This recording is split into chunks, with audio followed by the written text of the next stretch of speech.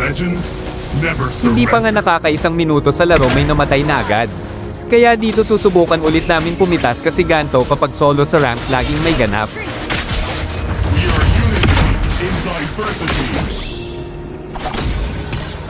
Akala ko makakatakas pa si Karina, buti na lang nagka-dash pa si Saber. Tapos akala ko naman mapapatay pa si Tigreal. Swerte mo boy.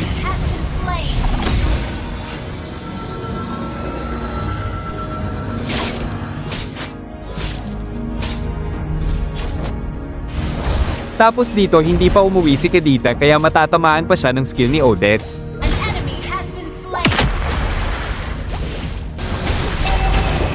Dito susubukan ko sanang mapatay si Kadita kasama si Odette pero hindi pa kaya ng damage namin.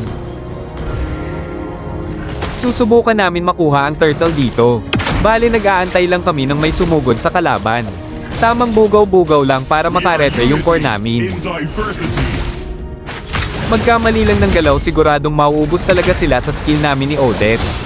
Kill plus turtle talagang lamang agad kami nito sa early game.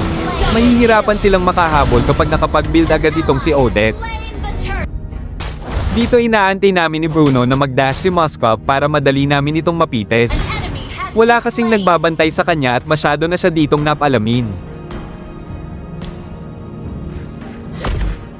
Tamang abang lang sa damuhan baka kasi may kalaban na dumaan para maunahan agad natin bago pa sila makasugod sa MM namin.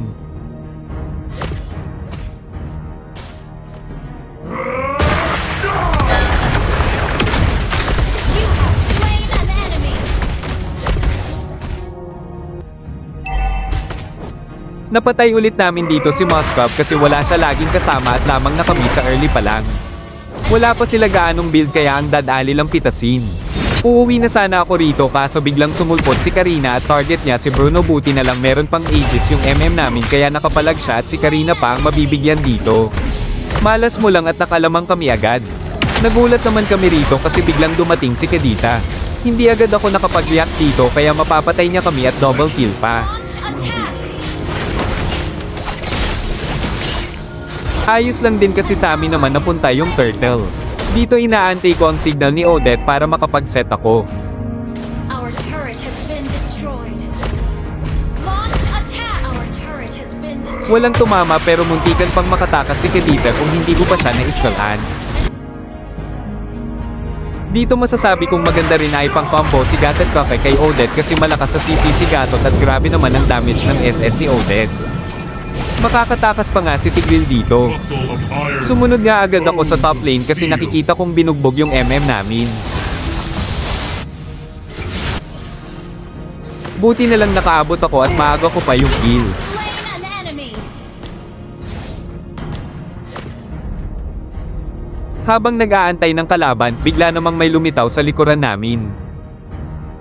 Legends never Your team surrender. destroyed a turret. Buti na lang nakapag-stock si Bruno kaya grabe yung damage. An ally has slain the turret. An enemy has been Dito ay susubukan ko ay cancel yung SS ni Tigreal.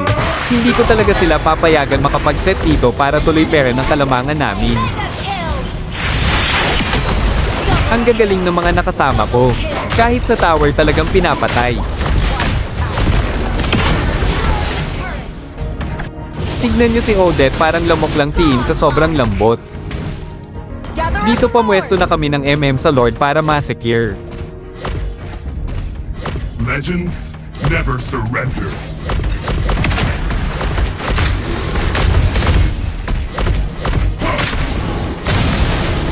Ally has slain Lord. No pain, no gain. Inakala ko nga nasusunod mga kalaban kaya napaskill ako nang wala sa oras.